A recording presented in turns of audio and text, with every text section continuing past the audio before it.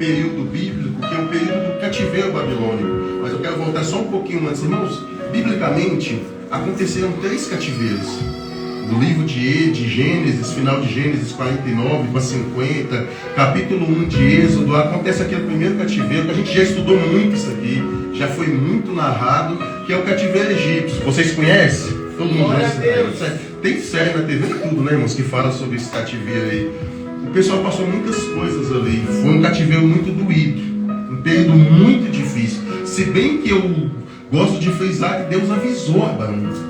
Deus avisou Abraão que isso aconteceria, mas foi o primeiro cativeiro. Tem outro cativeiro que acontece no Novo Testamento, cativeiro romano, o povo também estava cativo.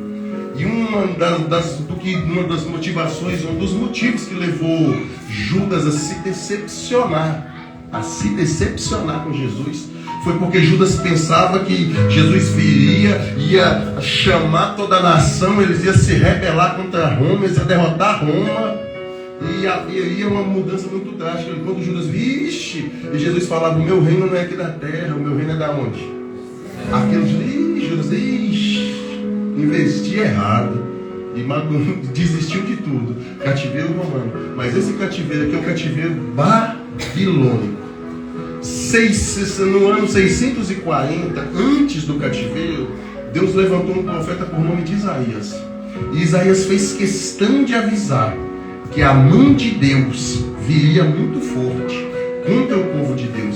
Mas por que a mão de Deus vai vir contra o povo de Deus? Porque desde que o povo adentrou, irmãos, dentro da terra prometida, quando o povo pisou no melhor lugar para se estar, que era a terra prometida, pensa um povo que deu trabalho para Deus. No deserto dava trabalho para Deus. Mas quando eles adentram dentro da terra prometida e tomam posse da promessa de Deus, aí que eles começam a descambar, fazer tudo o que Deus não queria, tudo que não agradava a Deus, ao ponto de Deus levantar Isaías no ano 640 aproximadamente, e Isaías gritar. Capítulo 1 de Isaías, versículo 2, está lá, depois vocês vão ler. Isaías precisa de 2 testemunhas, não é, pastor Deus, que para mim levantar uma acusação contra o Senhor não precisava de 2 testemunhas? Jezabel não fez isso com Micaías? Forjou, pagou as testemunhas, arrebentou com Micaías. Não é o Nabote, desculpa com Nabote, não fez isso. Mas Isaías precisava de 2 testemunhas. E não tinha 2 testemunhas para falar o que Deus queria falar. Aí Isaías fala assim: ouve tu, ó céus, e ouve tu, ó terra. Como faltou pessoas de caráter elevado que pudessem testemunhar, foi necessário que chamasse o céu e a terra para ser testemunha. E o discurso que Isaías fala é: ouve tu, ó céus, e ouve tu, ó terra. O boi conhece o seu possuidor, a jumenta conhece a manjedoura, mas o meu povo não me conhece. Vamos para pensar comigo aqui. Boi, ele tem o senso de faculdade mental que a gente tem. Se um boi chegar, tentar aqui e falar: boi, pega o microfone, ele vai saber o que é o microfone? Porque a faculdade mental do boi não funciona. Mas o texto está dizendo que o animal que é irracional, que não tem a capacidade cognitiva, a capacidade de pensar que a gente tem, quando alguém dispensa cuidado sobre ele, ele reconhece o dono. E o povo de Deus, que Deus muito cuidou, que Deus muito zelou, não teve a capacidade de quê? De ser obediente à voz de Deus. Porque qual que é o grande pecado? Se eu falar: irmãos, o que é o grande pecado do povo de Deus? Alguém diz: Reginaldo, é o adultério. Reginaldo, é fornicação. Reginaldo, é esse, aquele outro pecado. Sabe qual foi o grande pecado que a nação cometia contra Deus? É o pecado da ingratidão. Não conseguir ser grato a Deus. Está entendendo? Deus está dizendo: você tem que me dar isso, tem que me dar aquilo. Não, é só ser grato a Deus. Porque se eu sou grato a Deus, eu obedeço o que Ele fala. Ele não conseguiu ser grato a Deus. Isaías avisou que Deus ia corrigir. O instrumento de correção usado por Deus tem o nome de Nabucodonosor. Porque Deus levantou um homem por nome de Nabucodonosor, um grande rei babilônico, para investir contra o seu povo. Deus está levantando um homem babilônico para investir contra o seu próprio povo. E engraçado que a gente fala: não, mas Deus é quando Deus vai permitir que Nabucodonosor venha. E Nabucodonosor veio. Porque a vontade era de Deus de tratar. Porque Deus prefere te ferir, Gabriel, e te ter na presença dele, do que deixar você sem feridas fora da presença dele. Jeremias capítulo 2, verso de número 5, pastor Deus. Jeremias avisou que Deus falou: eu vou romper o noivado que eu tenho com vocês, porque vocês só eram minha noiva no deserto, quando precisava de mim. Entrou onde, na terra prometida, abandonou tudo.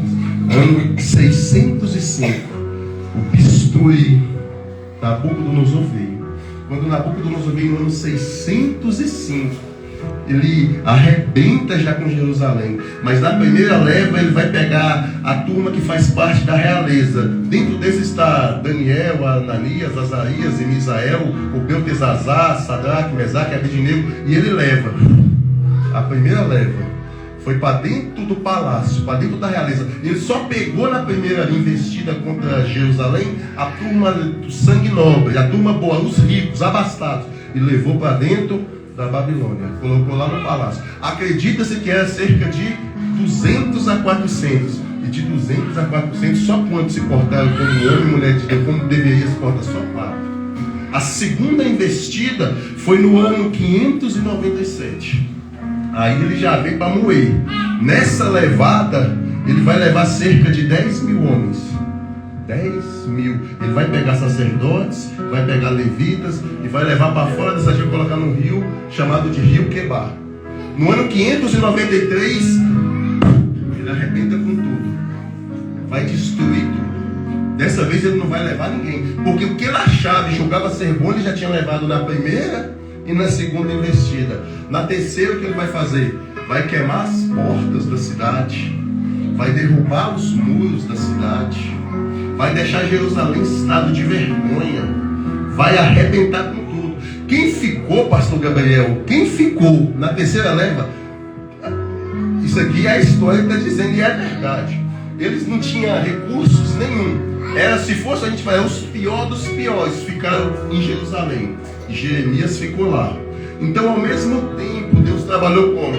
Daniel foi para dentro do palácio, Ezequiel foi para a beira de um rio com 10 mil, Jeremias ficou em Jerusalém.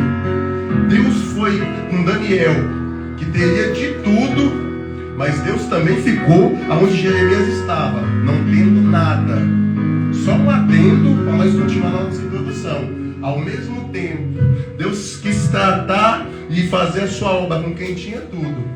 Mas Deus também não abandonou quem não tinha. Deus trabalhou com quem tem tudo e com quem não tem nada. Tem gente que só quer pregar para quem tem e abre mão de quem não tem. Mas isso aí é o homem, Deus não. Deus quer quem tem tudo, mas Deus também valoriza quem não tem nada. E eu gosto disso, porque quem não tem nada um dia pode voltar.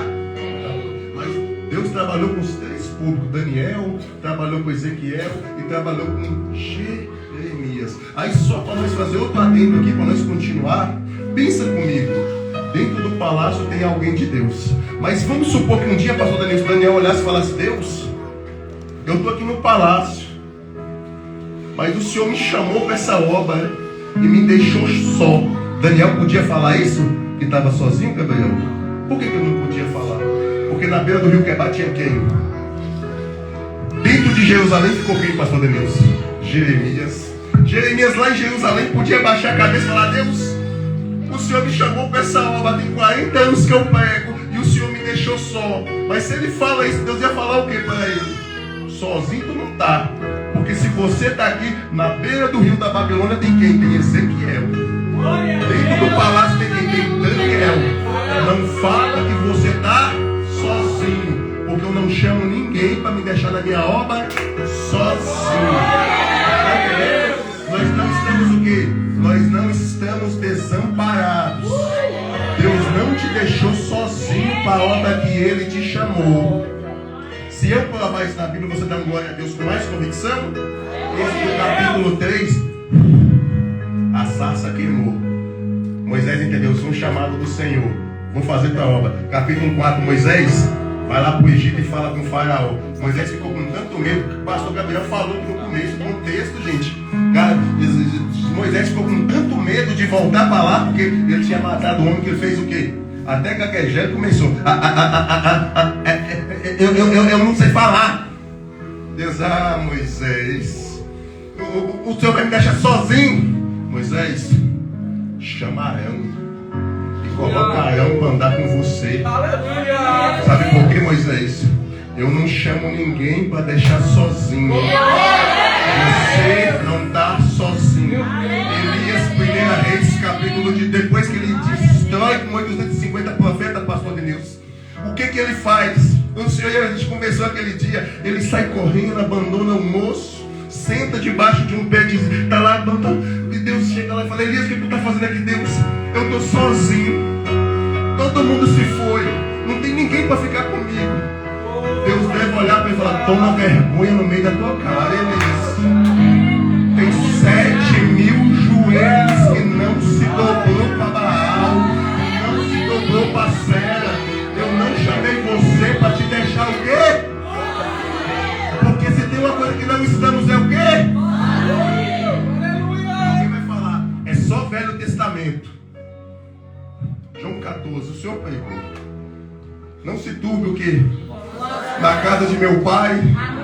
Se não fosse assim, eu vou e vou se preparar lugar. Quando eu voltar e vou se preparar lugar, eu vou fazer o quê? Pegar vocês e levar. A mensagem é boa.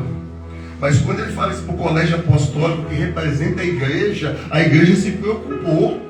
A igreja falou, Jesus, o Senhor vai e vai deixar nós sozinhos, Jesus. A obra é grande demais. Não vai não, Jesus.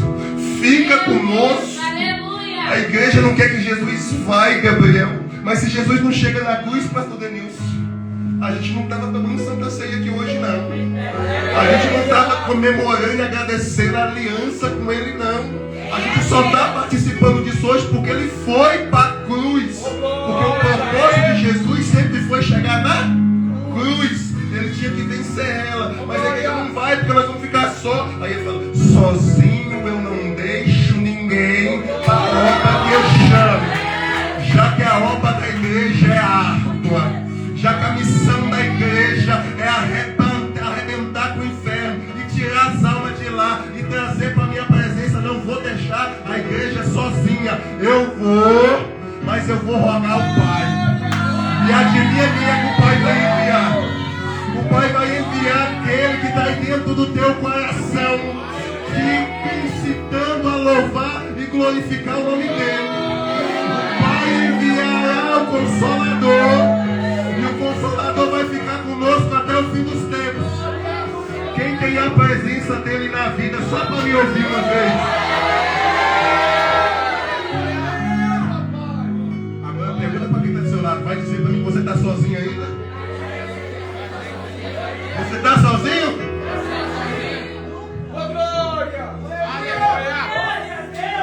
Mas a história de Ezequiel, desses três, a mais doída foi a de Ezequiel. A mais sofrida foi a de Ezequiel. Vocês lembram que na outra vez que eu preguei aqui, eu falei que meu sonho quando chegar no céu é ver Elias? Mas é Elias do lado e Ezequiel do outro. Gente, porque se vocês estudarem os 48 capítulos de Ezequiel, você vai se perguntar como esse homem suportou. Como que esse homem não desistiu? Como que esse homem não pegou o microfone e entregou para o pastor Diego e falou, Tiago, estou desistindo de tudo, nunca mais piso o pé dentro da igreja. Sabe por quê? Porque ele foi levado para o pior ambiente. Ele foi levado para o pior cenário que tinha. Ele estava dentro da Babilônia, sentado na beira de um rio. E o texto diz que na beira dos rios da Babilônia, Salmo 137, nos assentávamos e chorávamos. Capítulo 8, na beira do rio da Babilônia, estava eu sentado. Quando eu olhei, eu tive visões de Deus. Ele é filho de Buzi, sacerdote. Automaticamente na Bíblia, você segue a profissão de quem? Do pai. José, pai de Jesus, era o quê? Jesus foi trabalhar com o quê? Carpintaria. Trabalhou com prego, trabalhou com o quê? Com martelo, com madeira. Os instrumentos que viriam a ser o quê? Da sua própria crucificação, mas porque ele seguiu os passos do pai. Então, automaticamente, se o pai dele, Buzi, era sacerdote, ele estava predestinado a ser o quê, Caio? Sacerdote. E ser sacerdote era ruim? Não era. Porque o sacerdote, se fosse no dia de hoje, seria o pastor Diego ali, ó. Jesus ia tomar de conta de quê? Da casa de Deus. Ia ser o pastor Denilson, o pastor Gabriel, todo mundo que cuida da casa de Deus. Não seria ruim. Aleluia. Mas o sacerdote tinha uma questão, pastor Denilson, que todas as vezes que o povo tinha uma queixa para fazer, as pessoas vinham, apresentavam para quem? O sacerdote. E o sacerdote levava para quem? Para Deus. Então o sacerdote lidava muito com o homem. O homem vinha, apresentava para o sacerdote ia e apresentava para Deus. Mas no capítulo 1, quando o céu abre e Ezequiel tem visões de Deus, Deus falou para Ezequiel: Ezequiel, eu tenho uma chamada para a tua vida. Você era para ser sacerdote, mas eu tenho algo mais profundo para a tua vida. Eu tenho algo mais profundo. O que é que eu tenho mais profundo? Você ia ser sacerdote, você ia receber do homem e apresentar para mim. Você ia lidar com o homem. Mas o que eu tenho para você é ser profeta. É ser profeta. Qual é a diferença do sacerdote para o profeta? Se o sacerdote lida com o homem, leva para Deus. Profeta não, irmãos. Profeta não lida com o homem para levar para Deus, não. Profeta lida com Deus para levar para o homem. Você está entendendo o que eu estou dizendo? Que Deus está falando para alguém aqui. Era para ser sacerdote, mas eu estou te separando para ser profeta. Quem vai te falar sou eu. Quem vai te revelar sou eu. Quem vai te mandar aí vai ser eu. E eu vou guardar tua entrada, eu vou guardar tua saída.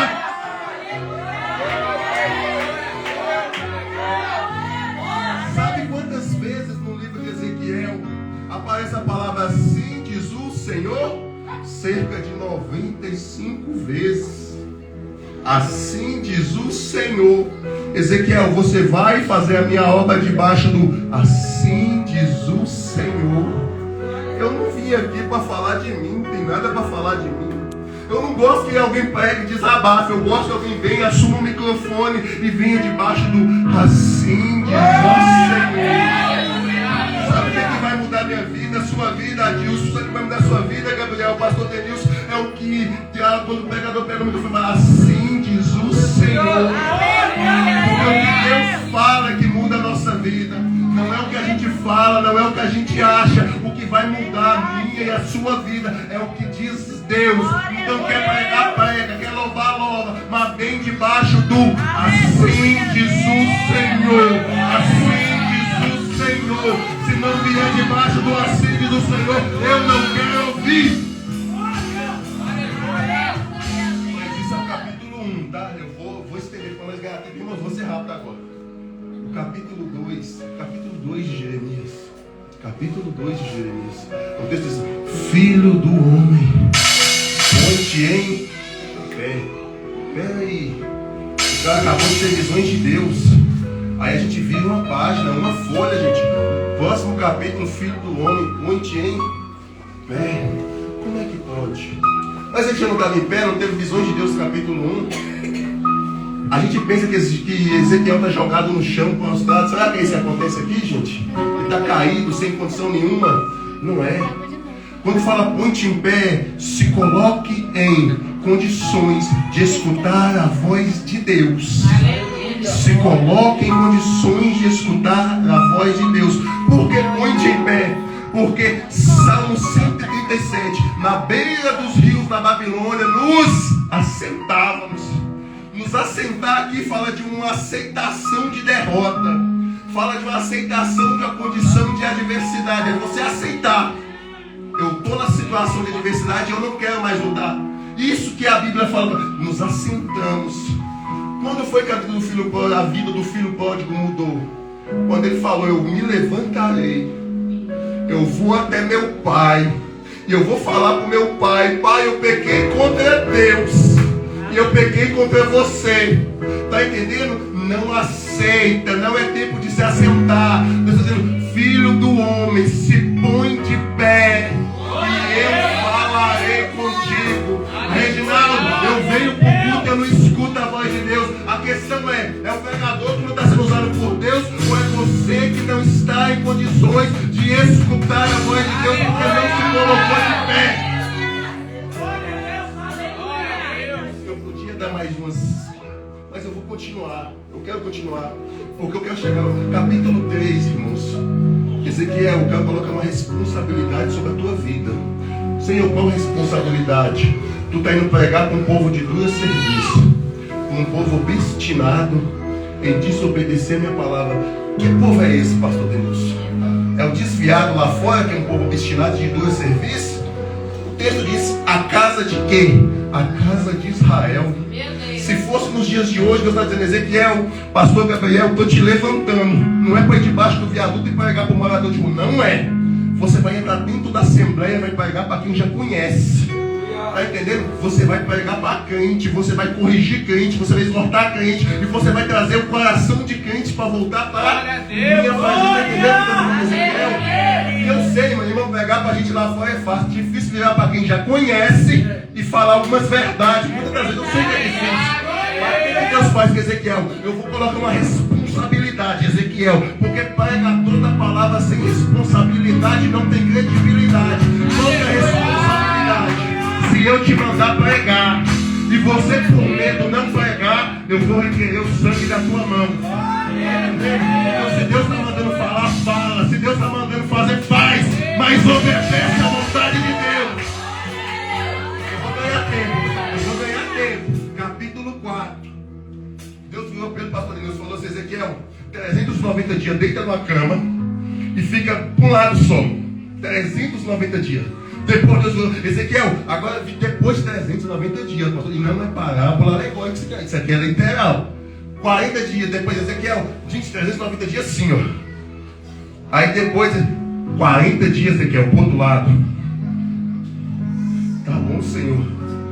Eu fiquei pensando, cara, que cara doido. Daiane é técnica de enfermagem. Pergunta aqui pra Daiane, eu sei que tem mais gente que conhece de enfermagem, essas coisas. Se você ficar muito tempo com um lado só, o seu corpo automaticamente vai querendo o quê?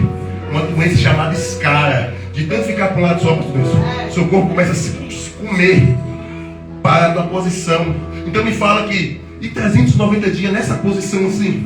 Meu Deus. Depois sai dessa posição e vai para outra. Ezequiel 4, versículo 8. Deus sabia que automaticamente Ezequiel ia acabar sentindo o quê, pastor Denilson? Vontade de quê? Sair da posição que Deus mandou. Por causa da dor e do desconforto, certo? Mas o versículo 8 do capítulo 4, Deus falou, Ezequiel, eu sei que o que eu estou te mandando fazer é difícil, é complicado, mas eu tenho um presente para você, Ezequiel. Ezequiel, opa! Qual que é o presente? Ezequiel, eu tenho cordas. Aí Ezequiel até para lembrar de Jeremias 38, quando Jeremias foi jogado dentro de uma cova, e Ebed-Meleque pegou cordas e jogou lá dentro para tirar ele. Quando Ezequiel, essas cordas então é um livramento. Deus não é não, Ezequiel. Essas cordas é para eu te amarrar nessa cama, para você não sair da posição que eu quero que você saia. Mas entendeu, Ezequiel? Você vai ficar numa posição que causa dor, que causa desconforto, e eu vou te amarrar para você suportar. Porque eu prefiro você sentindo dor e desconforto, fazendo a minha vontade, do que não sentindo dor, não sentindo desconforto, mas fora da minha vontade para a tua vida. Tem uma mão levantada? Nessa mão levantar a mão fica difícil. Pode causar dor e desconforto, mas você precisa fazer a vontade de Deus, mesmo sentindo dor e desconforto, do que estar confortável fora da presença de Deus. Vou ganhar tempo. Capítulo 24. Gente, eu vou ganhar tempo aqui. Capítulo 24. No 23, Deus usou a Olá e a Olibá. A Olá e a Olibá. Deus usou o exemplo de uma carne que coze numa panela, mas não cozinha. Quer colocar ela na panela para cozer, mas ela não cozinhava. Isso é Judá e Jerusalém. É o povo de Deus duro.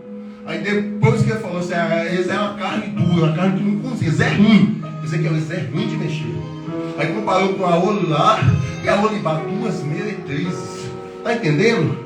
Duas prostitutas, para falar bem claro aqui. Deus comparou o seu povo com duas prostitutas, porque se prostituía, pastor Deus, com outros deuses. Aí Deus falou, Ezequiel, eu quero dar uma lição nesse povo. Tá bom, Deus. Qual que é a lição, Ezequiel? De um duro golpe, eu vou tocar em você, e eu vou tirar a alegria dos teus olhos.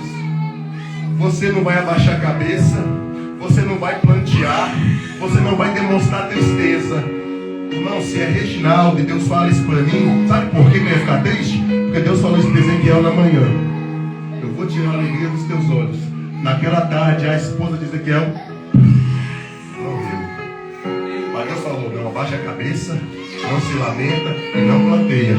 Porque quando eu fizer com eles vão ter que olhar e vai ter que se esperar em você. Quando eu falei que isso aqui é para quem tem ministério, é para quem tem ministério por quê? Se Deus fala isso para nós hoje, se Deus fala para você, eu vou tirar aquilo, porque deixa eu falar um negócio aqui, a mensagem de Ezequiel é tão difícil de ser ouvida que a realeza não gostava, a cidade não gostava, ninguém gostava. Quem que ele tinha? A esposa. Quando chegava em casa, amor, fica tranquilo, o povo não gostou, mas continua pregando a palavra de Deus, continua firme. Não, amor, não deu certo hoje, amanhã vai dar certo. Não, amor, eu vou tirar o bife aqui, eu vou comer arroz e feijão, o bife vai na tua marmita, para você ir trabalhar, mas você vai trazer recursos para casa, vai prover. Continua, amor. Quem é que estava do lado dele? Aí Deus fala de um duro golpe, Ezequiel, eu vou tirar a alegria dos teus olhos, eu vou tirar quem está te apoiando, quem está do teu lado. Naquela mesma tarde, a mulher morre. Fala para mim aqui, tá achando que evangelho é esse não, pentecostal, você pode tudo.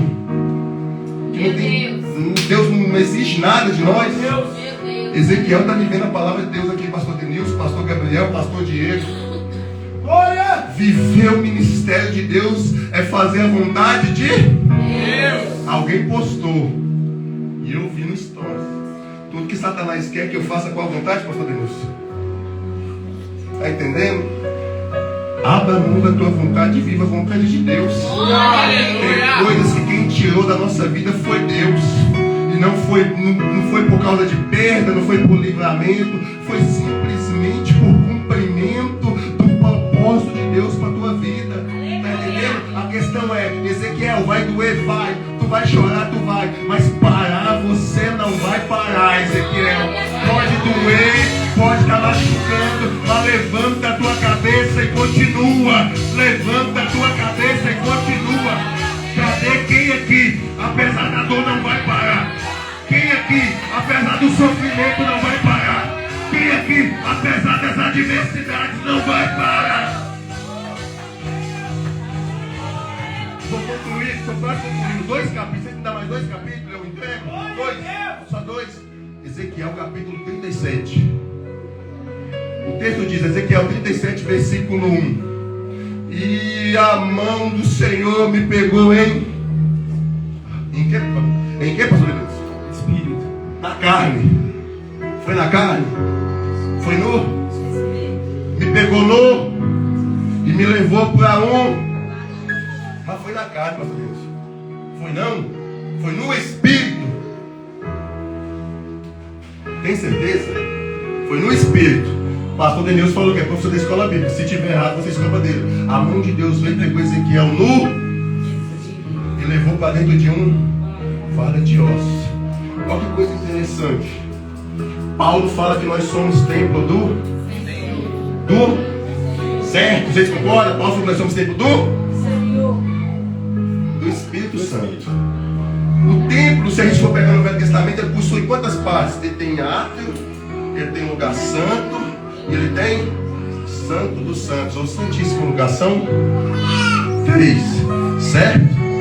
Nós, seres humanos, somos soma, corpo, somos psique, alma, e somos pneuma, espírito.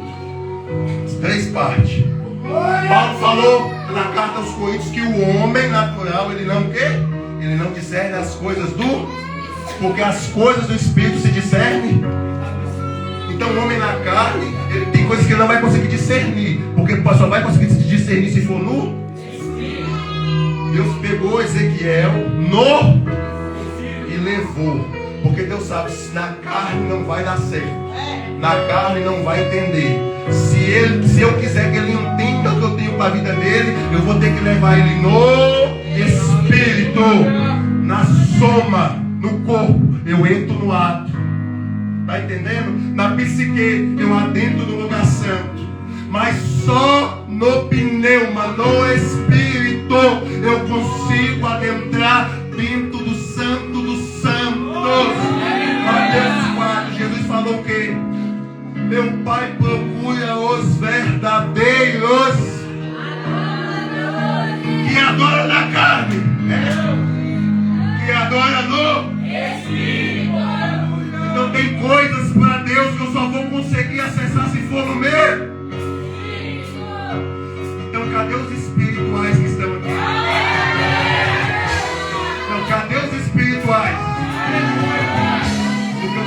para você que é espiritual. Anda ao redor espiritual. Mas espera aí, o Senhor me trouxe de lá, me colocou aqui em cima, os ossos estão deitados embaixo. E o Senhor quer que eu ande em volta? Quero. Porque se você é espiritual, você entenda uma coisa. Entenda uma coisa. E fica ciente pro resto da vida. Não te coloquei por cima para pisar em ninguém que está embaixo. Não te coloquei em cima para pisar em ninguém que está embaixo. Reginaldo, mas é só osso. É osso, pastor Denilson, que está ali? Ou esses ossos restaurados, pastor Gabriel? É uma grande nação e a nação de Deus. Não te chamei, nem te honrei, te colocando em cima para você pisar em ninguém que está embaixo. Pode estar embaixo agora, mas fica ciente, tem um processo de restauração em andamento. E quem está embaixo hoje, quem está embaixo aí, cadê quem acredita nisso aqui? Isso aqui é para tua casa, é para tua família, é para tua vida. Pode estar embaixo hoje, mas já tem um processo de restauração acontecendo. Está acontecendo, Deus do céu. Eu estou sentindo graça de Deus aqui, ó. Tem casa aqui que já está no processo de restauração.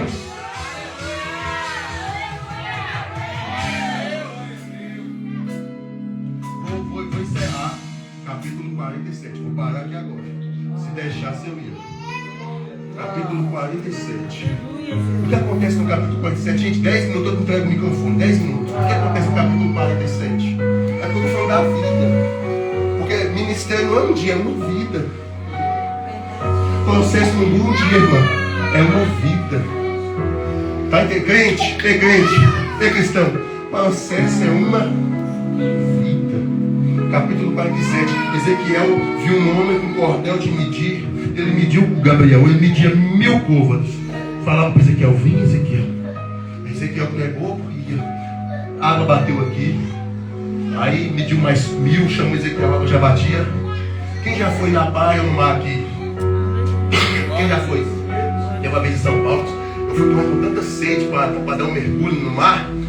Irmão, quando eu bati naquela água, pensa, já capotou para frente. Você tem que capotar. Eu fui tentando comer água. É que nem no desenho, você dá, quem nunca viu comida? Quando tem comida, comida. Mas eu fui água. Eu saí correndo, assim, não que eu bati. Mas assim, quando a água bate aqui, beleza. Mas quando ela bate aqui, o nível de força, pastor Denilson, que eu usei quando a água estava aqui, quando chega aqui, é o mesmo?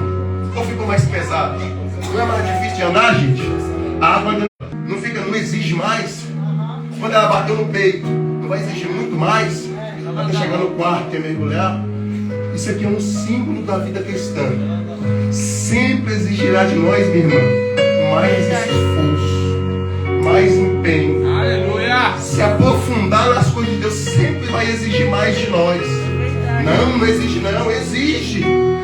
Já dor de cabeça, consequência dos jejuns. Não sente, não? Sente. Mas você está fazendo. Você em casa, todo mundo da sua família curtindo, todo mundo saindo, todo mundo para balada, todo mundo para festa, e você lá. Sempre vai exigir mais.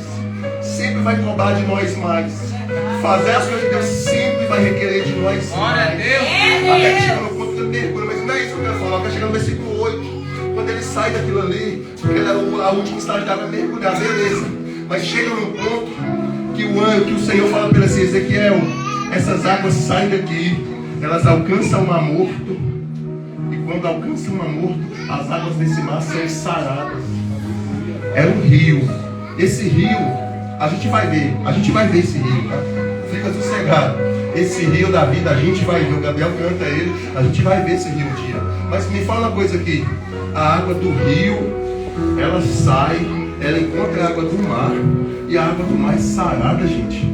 Vocês conhecem muito bem a água do rio, é água o quê, gente? Água de rio geralmente é...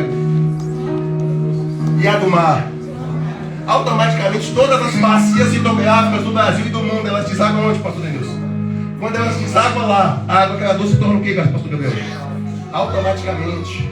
Está entendendo? Automaticamente, quando o rio, a água do rio chega no mar, ela se torna salgada, por causa da salinidade da água, certo?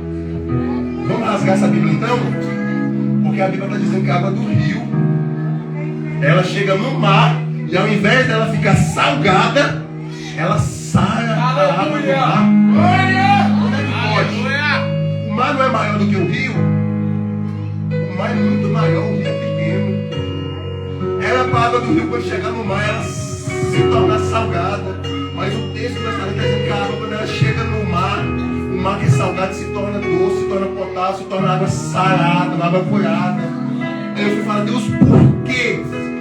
Se o rio é pequeno e o mar é grande. E a conclusão que eu cheguei foi simples e objetiva. Nunca foi sobre tamanho. Sempre foi sobre quem tem Deus na vida. Não, eu quero que você faça com convicção. Nunca foi sobre tamanho. Sempre será sobre quem tem Deus na vida. Se eu provar, nós damos glória a Deus. Agora eu devolvo o microfone. Quem era maior, a muralha ou Josué? Quem era grande, a muralha ou Josué? Quem era pequeno? Quem caiu por terra?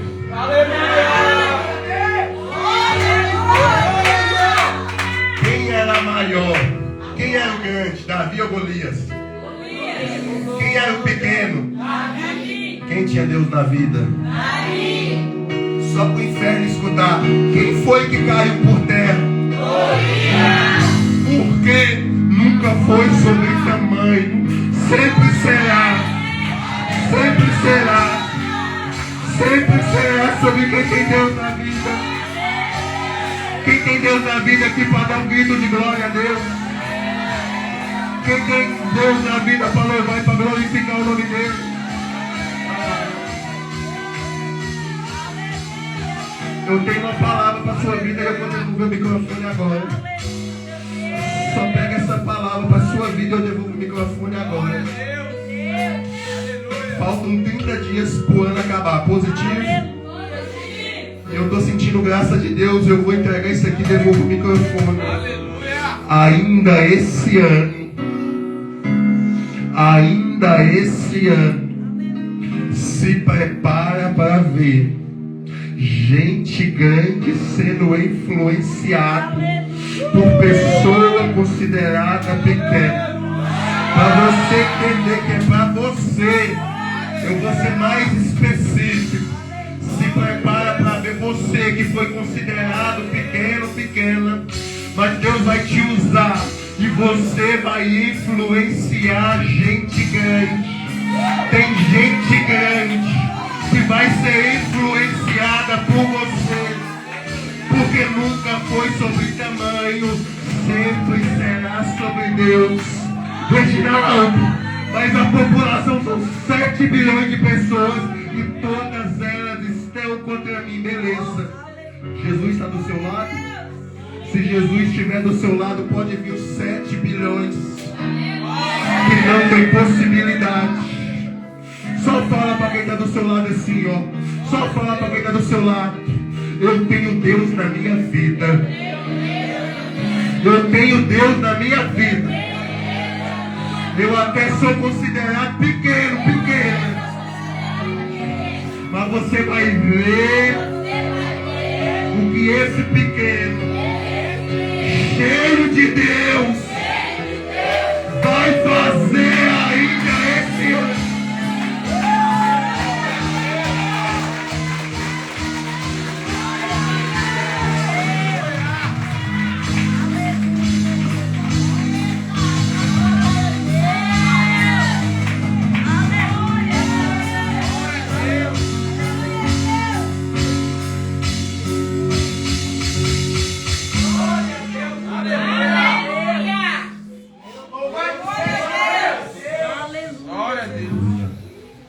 Querido, debaixo de uma palavra poderosa dessa, como diz o outro, não tenho nem o que dizer, né?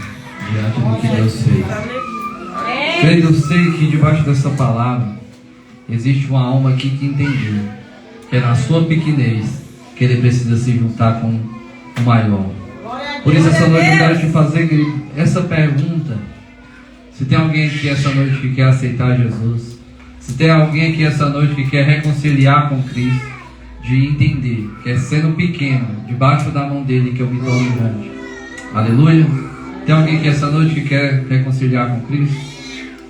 Aproveita essa oportunidade, querido, que o Senhor está dando para você. Aproveita essa palavra, aproveita esse momento que o Senhor está te oferecendo. Porque o amanhã eu não tenho certeza. Diz que existem os 2 melhores dias da nossa vida, o ontem e o hoje. Então a sua oportunidade que tem de reconciliar com Cristo, de caminhar com Cristo, de falar, vou começar 2025 de maneira diferente, de entender essa palavra que Deus falou comigo,